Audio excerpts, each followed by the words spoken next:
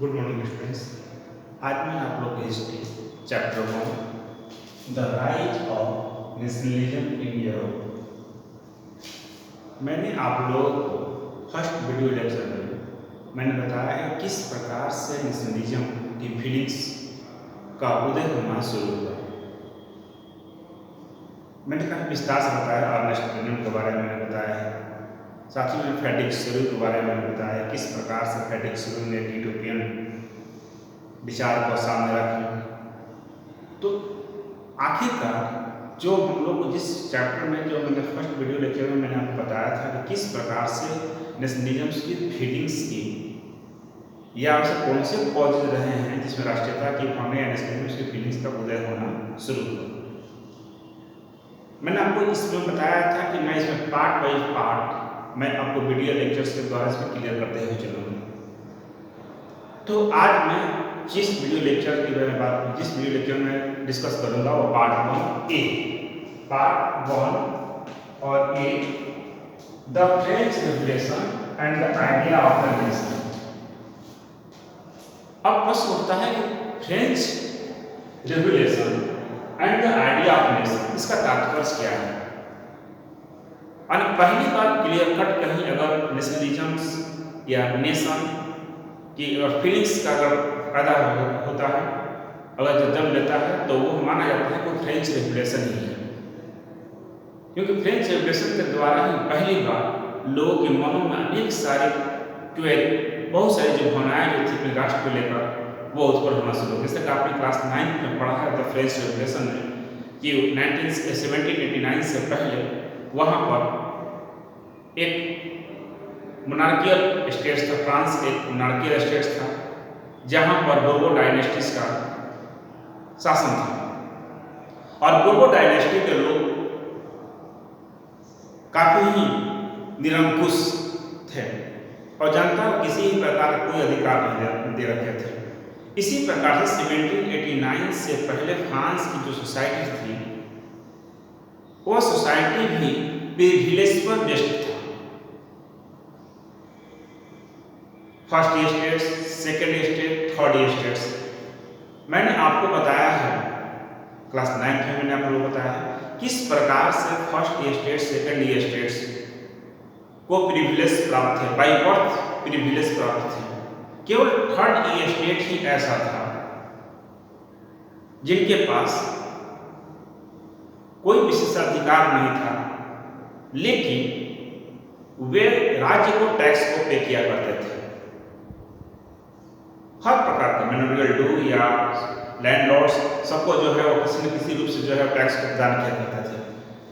तो स्टूडेंट्स वहाँ पर यानी जैसा कि मैंने आपसे कहा कि 1789 में फ्रेंच रेवोल्यूशन होता है और रेवोल्यूशन होने के बाद पहली बार एक क्लियर कट नेशन का जो है का कॉन्सेप्ट जो है वो क्लियर होता है। तो कैसे होता है, वह कौन सी ऐसी संस्थाएं, वो कौन सा फ्रेंच रेवोल्यूशन का से कौन से कदम उठाए गए जहाँ पर फ्रांस के लोगों को लगने लगा कि एक राष्ट्र के हिस्सा है, एक समुदाय है जो हम किसी एक विशेष राष्ट्र से जुड़े हुए हैं, तो वो कौन से कदम उन्होंने उठाए।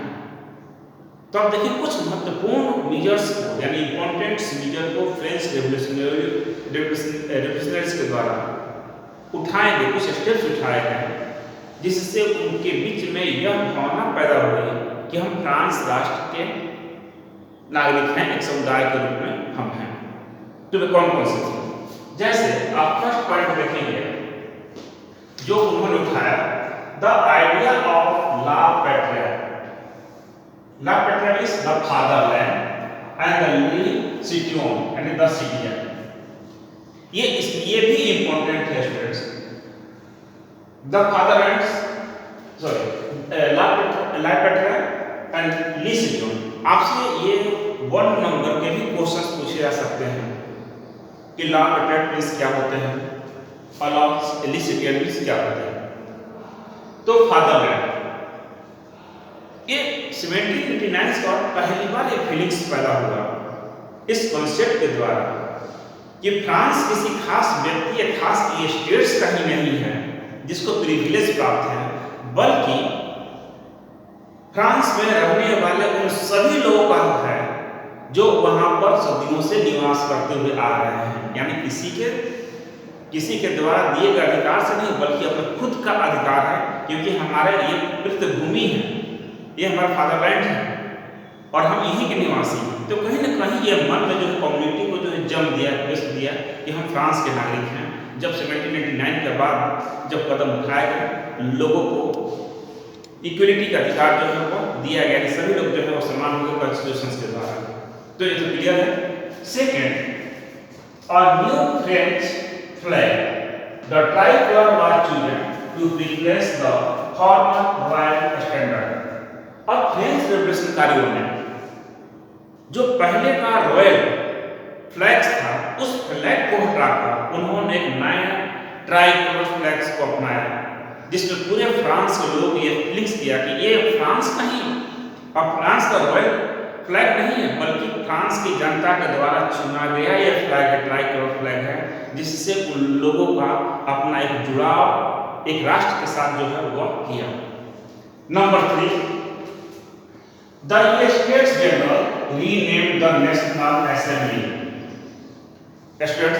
जब 1789 में जब रेवोल्यूशन होता है तो उस रेवोल्यूशन का एक परिणाम यह होता है कि द स्टेट्स जनरल को खत्म कर दिया गया। अब ये स्टेट्स जनरल में कौन थे? आप तो पढ़े हैं और चीज को पता होगा। ई स्टेट्स में फर्स्ट स्टेट, सेकंड स्टेट और थर्ड स्टेट्स के लोग शामिल थे। और सभी लोग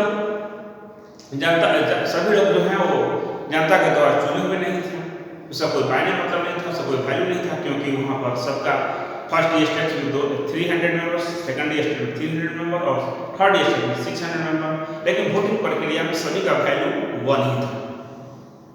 तो स्पष्ट है कि फर्स्ट स्टेट और सेकंड स्टेट के लोग एक हो जाते थे। कोई ऐसा इशू अगर आता था, कोई ऐसा इशू आया जिसमें एक हो जाते थे और थर्ड स्टेट का वैल्यू खत्म हो जाया करता था अधिक मेंबर्स के रहने के बावजूद।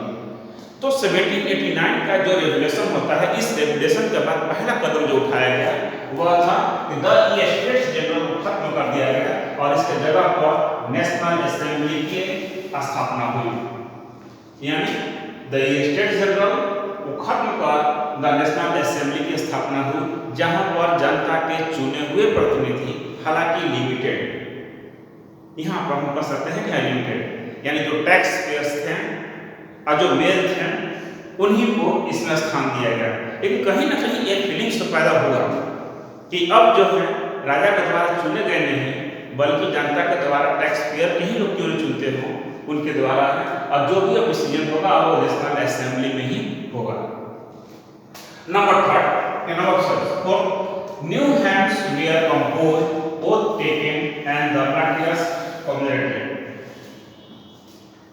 अब फ्रांस के लिए एक नए राष्ट्रगीत की स्थापना, नए राष्ट्रगीत की रचना, साथ ही साथ फ्रांस रेवोल्यूशनकारी ने जो कदम उठाए थे, जो लोग उसमें जिन लोगों ने अपनी जान खोआ था या खो चुके थे, उन सभी लोगों को जो है काफी रिस्पेक्ट किया गया और इससे लोग मनों में भी फीलिंग्स जो है वो होने लगे।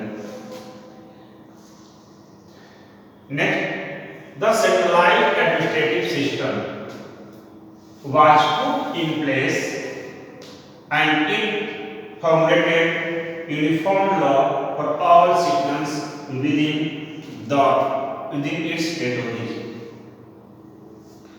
1789 के बाद एक नई या न्यू सेंट्रलाइज्ड थ्योरी को अपनाया गया, सिस्टम को अपनाया गया, जिसमें फ्रांस में रहने वाले लोगों के लिए एक समान प्रशासनिक व्यवस्थाओं की व्यवस्था की गई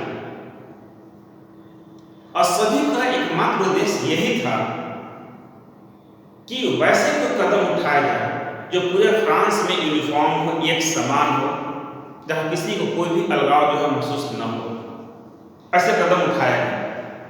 तो इसमें फ्रांस और फ्रांस के आसपास के रहने वाले एरियाज में इसका प्रभाव जो पड़ना थे, वो सब एक समान महसूस करने लगे। क्या फ्रांस के नागरिक थे जहाँ एक सेंट्रलाइज पावर के द्वारा, यानी जनता के द्वारा चुने गए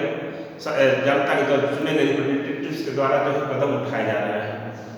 next, internal customs duties and dues were abolished and uniform system of weights and measures was adopted.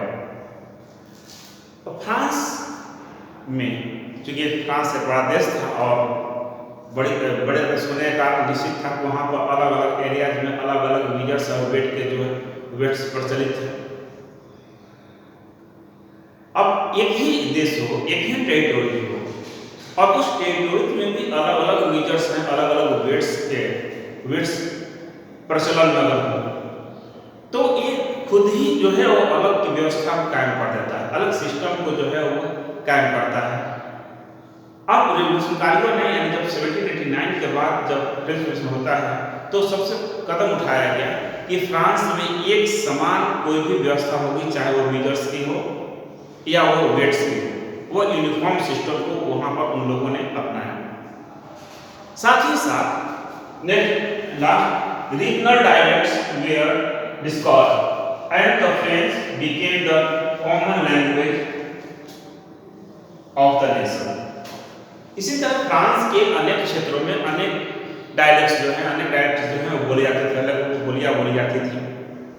इन सभी को धीरे धीरे क्रमशः धीरे धीरे कर उसको दबा दिया गया या उसे खत्म करने का प्रयास किया गया।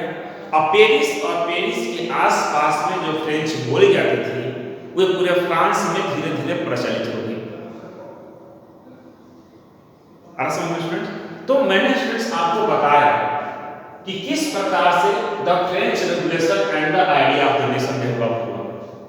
जब कभी भी आपसे ये पूछा जाता है कि फ्रेंच रेवोल्यूशन से एक ऐसे नेशन का आइडिया डेवलप कैसे होता है, तो हमें लगता है कि आप समझ गए होंगे। जैसा कि मैंने कहा कि 1789 से पहले फ्रांस एक मोनार्कियल स्टेट था, और जब 1789 में जब रेवोल्यूशन होता है तो इस रेवोल्यूशन का प्रभाव यह पड़ता है कि वहाँ पर एक जनता के द्वारा चुनी हुई सरकार आती है, हालांकि वो लिमिटेड थी, उसके पावर सीमित हैं, लेकिन फिर भी, और उस सरकार ने जो कदम को उठाया उसका परिणाम यह हुआ कि फ्रांस में रहने वाले लोग जो हैं अब अपने एक राष्ट्र के रूप में समझने लगे, और साथ ही साथ फ्रांस के इस क्रांतिकारियों ने यह घोषणा की, यह प्रोक्लेम किया कि अब यह व्यवस्था धीरे धीरे यूरोप के अन्य क्षेत्रों में भी फैलाया जाएगा, और यह फैला है। फ्रांस में जब यह घटनाएं घटी तो यूरोप के अन्य देशों में भी इसका प्रभाव पड़ना शुरू हो गया। इसका परिणाम यह निकला कि अब फ्रांस के आसपास में जितने भी मोनार्कियल स्टेट्स थे या छोटे छोटे राज्य थे, उन सभी में अब जैकोबिन्स क्लब या इस प्रकार के अन्य संस्थाएं फ्रांस से प्रेरित होकर स्थापित या एस्टेब्लिश किया जाने लगा, और फ्रांसीसी सेनाओं को एक उत्तेजक एक ऐसे संस्था के रूप में देखा गया जिनको लगता था कि एक वैसे देश से आए हैं जहां से वह फ्रेटर्निटी, इक्वलिटी और लिबर्टी की भावनाओं के साथ आए हैं, और उनका स्वागत किया जाने लगा। एक नए विचारों के साथ आए हैं, हर जगह उनका स्वागत किया जाने लगा।